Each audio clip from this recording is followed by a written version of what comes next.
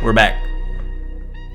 Episode 6, technically, although episode 3, the video didn't come out so good, but you can catch episode 3 on podcast form. So it's already posted on Spotify. I'm working on getting it posted in other formats like Apple and all that stuff. So I'm working on it, but this is episode 6.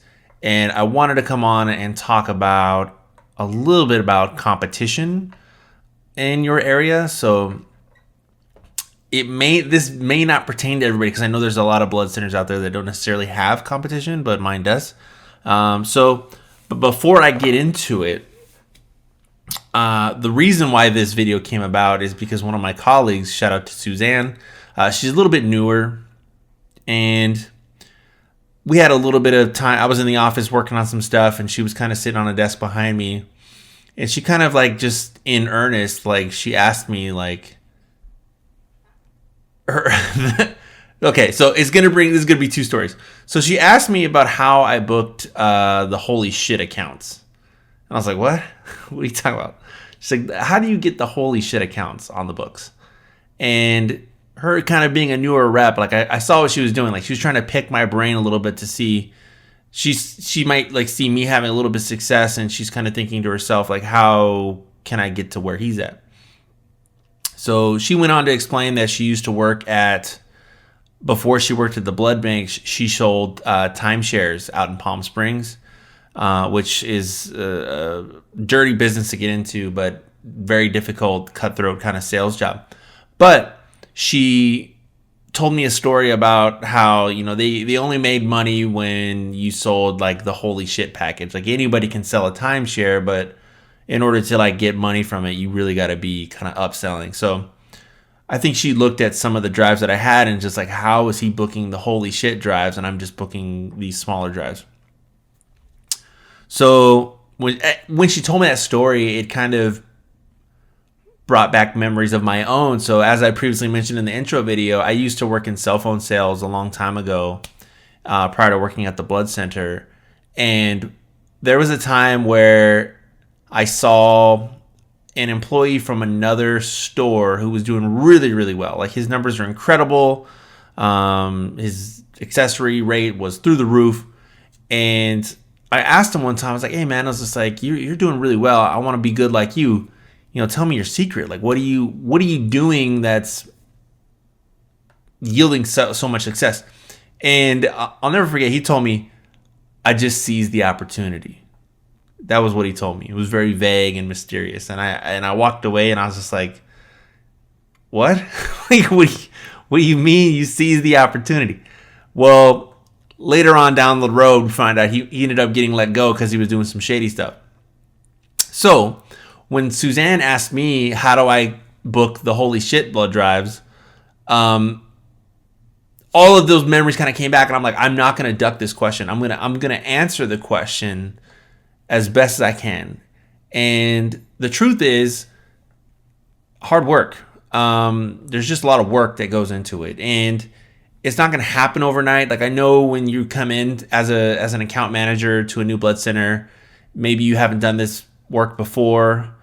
You just have a lot of like, I'm going to kill it. Like I'm going to crush it. I'm going to come in with so much energy and enthusiasm.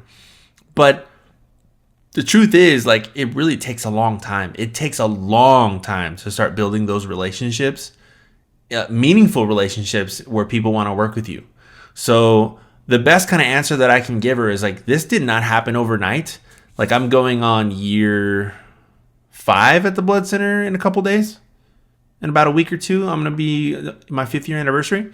So how I got to where I'm at now literally took, 5 years of building blocks in order to get to this situation. So to break it down like even further, I told her that there was a lot of work that kind of happened around the edges. So pause right there.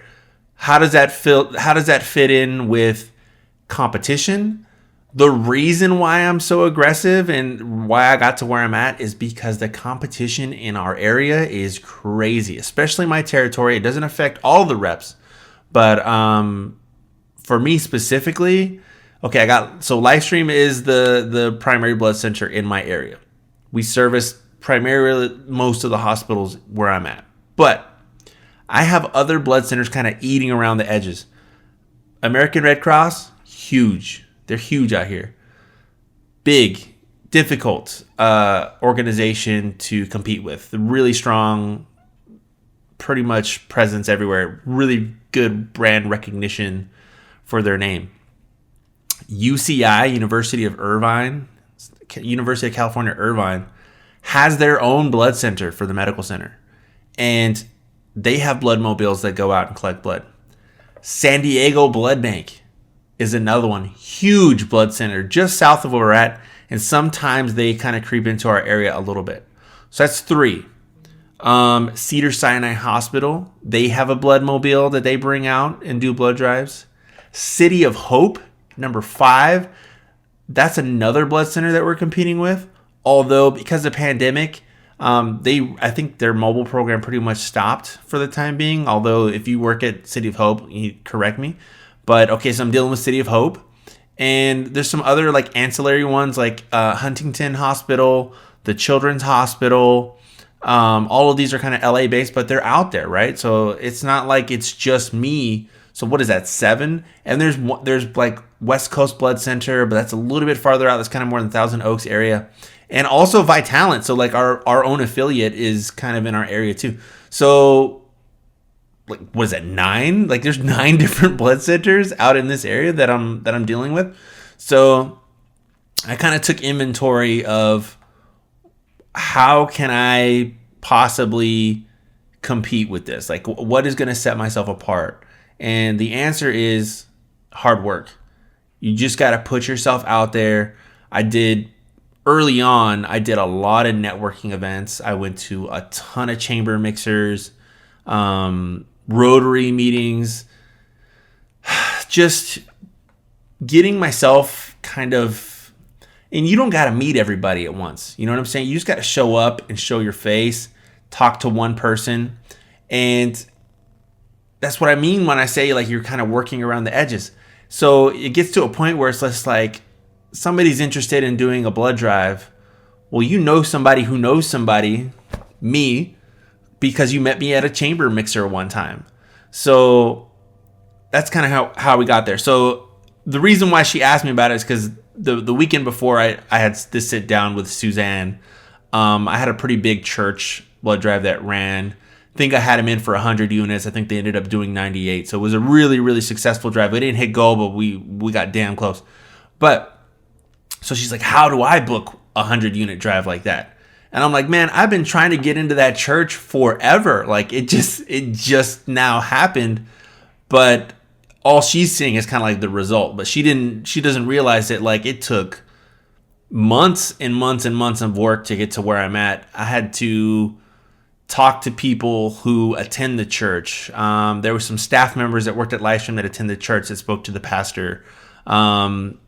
Just various different phone calls. I've talked to many different people who work at the church, and we were kind of just always, circling around it, but we were never ever to get to the point where we had a confirmed drive in the books. They were interested, but not willing to commit. And it wasn't until recently, because of the pandemic, they finally kind of came around. And one of the contacts that I was talking to reached out and she said, "We're ready to do it. Let's move forward." But again, the groundwork for that drive was laid, years ago when I first met some people that attended that church or worked at that church. So how do you deal with competition in your area? You outwork them.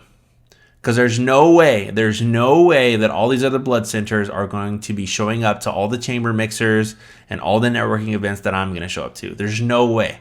So because of that, I'm always going to be in front. I'm always going to have one step ahead of you, because I'm always going to know somebody before you do. You're going to send out an email and, maybe they'll bite on it, but it's just a lot different when you actually know somebody. You met them, you spoke to them a few times, you've become kind of cordial. It's hard. Like, it is hard, guys. Like, believe me, I did not want to wake up and drive out to these chamber events and have breakfast with total strangers. I totally get that that is awkward and uncomfortable and not something that a lot of people want to do, but that's what you got to do to be successful. So I've met a few folks who work at other blood centers, and they don't necessarily have another like competition in their area, but I do. So I feel like other blood centers that with no other like competition in the area, they kind of have it easy. You have the market pretty much to yourself.